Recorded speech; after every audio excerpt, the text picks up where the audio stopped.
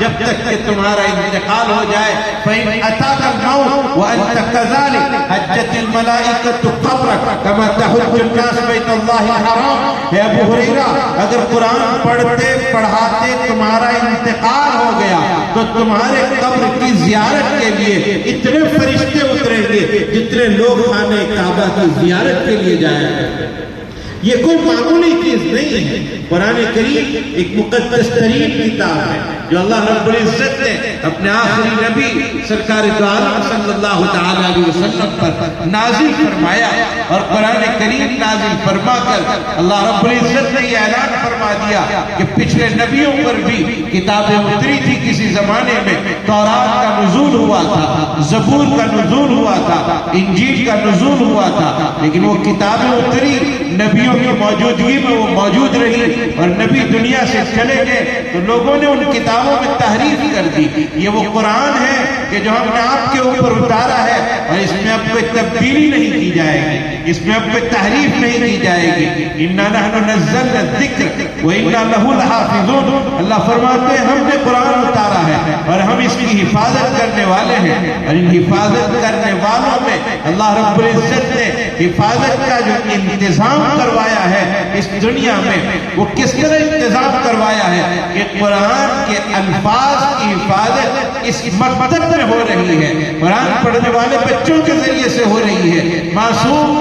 بچے قرآن کریم کو صحت کے ساتھ اچھی طرح اور بہترین انداز دوپہر کے مدرسے میں گھر سے نکلتا ہے اور چلچلاتی ہوئی دھوپ میں وہ مدرسے میں آتا ہے، مسجد میں آتا ہے، ہم یہ سمجھتے ہیں میرا بچہ مدرسہ جا رہا ہے، ہم یہ سمجھتے ہیں میرا بچہ مسجد میں جا رہا ہے، ہم یہ سمجھتے ہیں میرا بچہ ابھی استاذ کے پاس بیٹھ کر قرآن پڑھے گا۔ ہم صرف اس نظر سے دیکھتے ہیں کہ ابھی 2 گھنٹے کے لیے یہ مدرسہ جا رہا ہے، یہ مدرسہ نہیں جا رہا ہے۔ حضور اکرم صلی اللہ علیہ وسلم نے فرمایا ہے من سلک طریقا یلتمس به علما سہل اللہ له طریقا الی الجنہ۔ جو آدمی، جو بندہ، جو بچہ علم دین حاصل کرنے کے لیے راستہ چلتا ہے، اللہ اس راستے کے نتیجے میں جنت کا راستہ اس کے لیے آسان کر دیتا ہے۔ تو قرآن سیکھنے کے لیے نکلنے والا بچہ جنت کے راستے پر چل رہا ہے، قرآن کی تعلیم لینے کے لیے جانے والا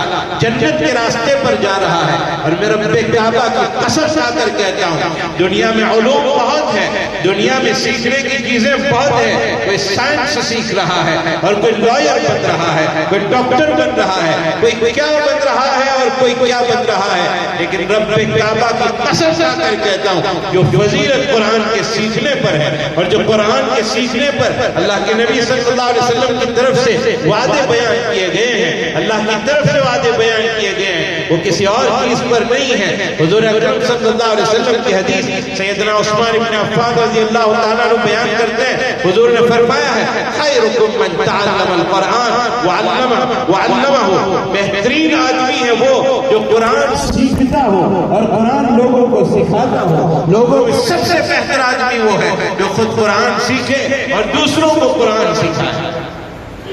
آپ نے سنا ہوگا میرے بھائیوں کہ اس دنیا میں بہت ٹیلنٹڈ لوگ، بہت دماغ کو کام میں لانے والے لوگ پیدا ہوئے، بڑے بڑے ذہین لوگ پیدا ہوئے، لیکن یہ بات یاد رکھنے کی ہے کہ کسی کا دماغ 100% کام نہیں کرتا ہے، کسی کا دماغ 15% کام کرتا ہے، کسی کا 14% کام کرتا ہے، پورا دماغ کسی کا کام نہیں کرتا ہے، 14% کام کرتا ہے کسی کا دماغ، کسی کا 15%، باقی کا دماغ سوتا رہتا ہے۔ تو 14 یا 15% کام کرنے کے نتیجے میں انسان نے ایسی محنت کی کہ لوہے کو ہواؤں میں اڑا دیا، ہوائی جہاز کو اڑایا،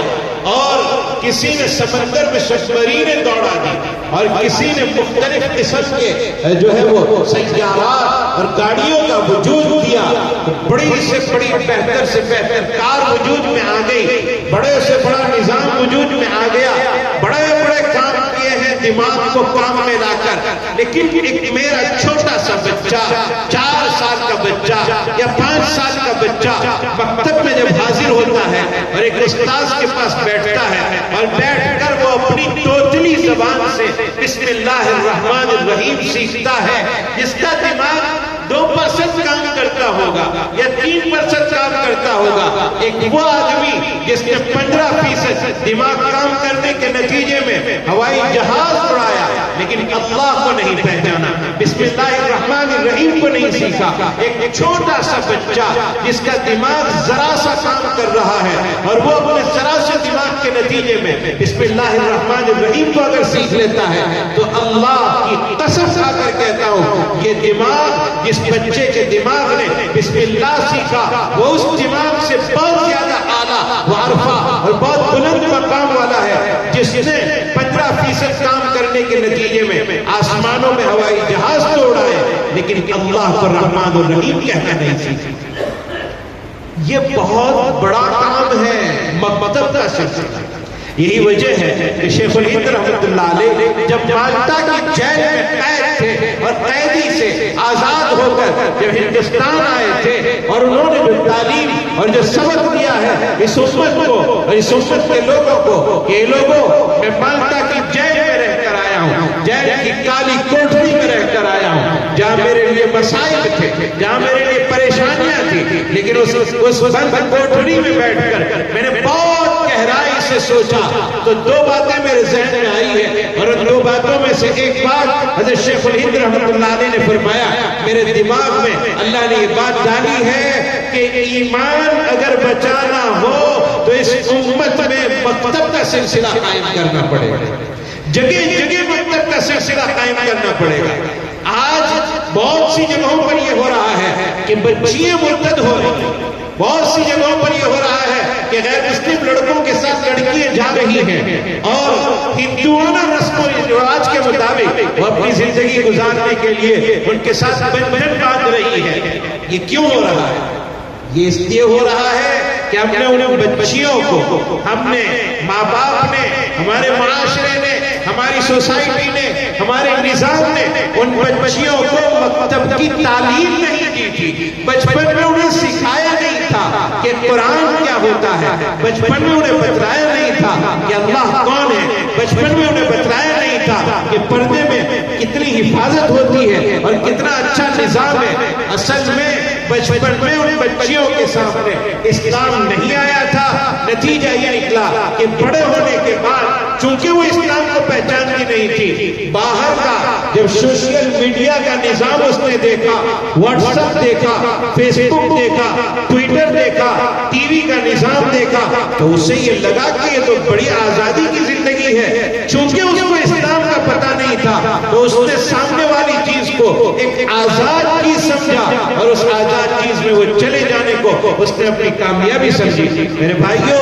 یہ ہماری کمی ہے کہ ان بچیوں کو ہم نے دین کی تعلیم نہیں دی، یہ ہماری کمی ہے کہ ہم نے ان بچیوں کو مکتب نہیں پڑھایا تھا۔ یاد رکھنا میرے بھائیوں، بچہ جب چھوٹا ہوتا ہے اور بچپن میں وہ اپنی زبان سے پڑھتا ہے لا الہ الا اللہ محمد رسول اللہ کہ اللہ کے علاوہ کوئی معبود نہیں ہے اور محمد صلی اللہ علیہ وسلم اللہ کے نبی ہیں، جب اس کے دل میں یہ بات جم جاتی ہے کہ کرنے دھرنے والی ذات صرف اللہ کی ذات ہے تو وہ پھر کتنی ہی زندگی تک زندہ رہے، کتنے ہی بڑھاپے تک پہنچ جائے، وہ بات اس کے دل سے نکلتی نہیں ہے۔ انہی مکتب میں یہ تعلیم دی جاتی۔ ابھی آپ نے مکالمے کی شکل میں سنا کہ ایک بچہ یہ بیان کرتا ہے کہ حضور کے بیٹے کتنے تھے، کوئی کہہ رہا ہے حضور کی بیٹیاں کتنی تھی، کسی نے بیان کیا حضور کے نواسے کتنے تھے، کسی نے بیان کیا حضور کے چاچا کتنے تھے، کسی نے بیان کیا حضور کی ماں کا نام کیا،